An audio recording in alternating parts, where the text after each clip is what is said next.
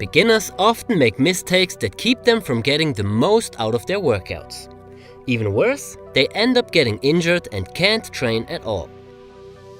To make your workouts more effective, you should correct these mistakes if you find yourself doing them. Even if you're not a beginner, you can improve your workouts and outcomes if you consider these tips. The first mistake is bad form because of poor joint stabilization. This can occur on almost every exercise and has different aspects. To go more into detail, here are a few examples. First, too quick execution. If you're doing your reps too quickly, it's easier to cheat and much easier to lose muscle tension, and with that, joint stabilization. Especially in the eccentric part of the movement, it's very easy to cheat by just letting yourself fall down and let gravity do its work. Of course, it's not wrong in general to do an exercise with a fast rep speed, but as a beginner, we suggest a slower execution. In this way, you learn to control the movement and get a feeling for the muscles and the involved joints. The second example is poor joint stabilization because of a too hard movement or too much weight. As already mentioned, you have to learn the movement, so you need full control over your muscles and joints. If you're doing too hard exercises or use too much weight, you won't be able to do that. This counts for all exercises such as push-up variations, deadlifts, squats, and also calisthenics skills. If you aren't able to perform a skill with proper form, you have to go a step backwards. You can either do an easier variation or just stick to the basics in supporting exercises until you build enough strength. Now we move on to the next mistake, which is skipping a proper preparation.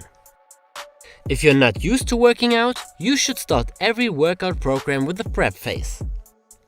This means that you should avoid too hard exercises, too much training volume, and too much training in general. It's not a good idea to copy a workout program from an advanced athlete or from an experienced person and try to do the same. A good prep phase usually comes with easier exercises and a higher rep range. This is because you have more reps for learning the execution and a lower stress for your muscles, tendons and ligaments, which reduces the risk of injury. The less you are used to working out and the higher the resistance you use, the larger the small microtrauma in your muscles, the longer the time for regeneration, and the lower the improvement rate. This is the reason why we included a prep phase for every level in our workout programs. So if you want to benefit from a well-structured workout and avoid mistakes from the beginning to the end, you should visit calimove.com and check our workout programs. It's also very important to consider specific preparation exercises for certain joints. For example, it's very important to prepare your wrists if you want to start with serious handstand or planche training. Sometimes it even makes sense to include such prep exercises for basic movements. If you got wrist problems from doing normal push-ups on the ground, your wrists were not ready for the pressure at all. In this case, you have to adapt the exercise and include wrist preparation exercises into your training until your wrist is ready to do normal push-ups on the ground again. The last mistake is always training till failure. Believe it or not, you don't have to go all out in every set and every workout to grow and get stronger. It's one of the biggest myths out there when it comes to working out. Of course, this doesn't mean it's wrong to train to failure in general. Training until failure has its place, but as a beginner, you first have to learn the movement and to prepare your joints, ligaments and tendons.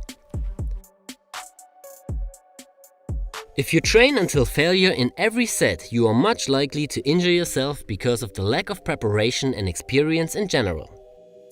You will also sabotage your own progress because you need too much time to recover. A good indicator is muscle soreness. If you're constantly sore for longer than 3 days, you are simply doing too much. In order to grow and get stronger, you have to train constantly and not wait 3 to 4 days to do the next session. Of course you have to challenge yourself, but muscle failure is only one part of that. There are other parameters which are important as well, like the intensity. This is how much resistance you use or how hard the exercise is. In some cases it could make sense to simply use more weight or a harder progression of an exercise instead of training to failure.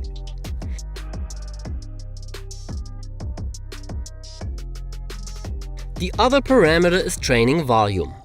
This means how many sets and reps per workout you do in total. So instead of training to failure, you could do more sets of an exercise. Please keep in mind that this can vary from sport to sport, but when we talk about building muscle, fitness and strength training, failure can be effective, but it's not necessary, even for an advanced athlete. Long story short, make sure you are not sore for too long, avoid training to failure for most of the time, especially as an absolute beginner, and find the right balance between workout intensity, volume and training to failure. Now it's up to you. Consider all those tips for yourself and save a friend by sharing this video.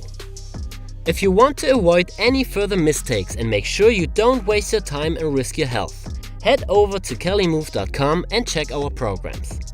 No matter if you just started or if you already got some experience, we got the right one for you.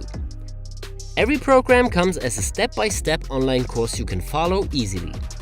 You get high-quality videos, day-by-day workouts and all important things a good workout program needs. If you found this video helpful, don't forget to subscribe and activate the notifications. My name is Alex and I'll see you in the next video.